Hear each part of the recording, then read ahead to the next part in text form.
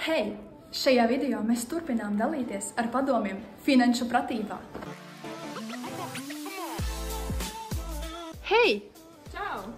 Kurā studiju programmā tu mācies? Es mācos biznesa procesa vadībā.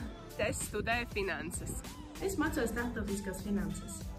Biznesa procesa vadībā. Un kāds ir tavs top 1 kritērijs, kāpēc tu izvēlējies studēt šajā programmā? Tāpēc, ka tā ir profesionālā programma un tā ļauj darboties praktiski. Tas ir pamats principā visam, kas man tālāk interesē, gan mārketings, gan grāmatvedība un tieši banku augstskolā, tāpēc, ka nav tikai plika teorija iemācīta, bet arī ir praktiskās nodarbības.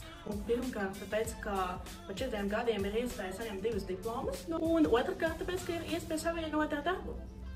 Patīk un ir plašas darba iespējas. Nav vienveidīgas studijas.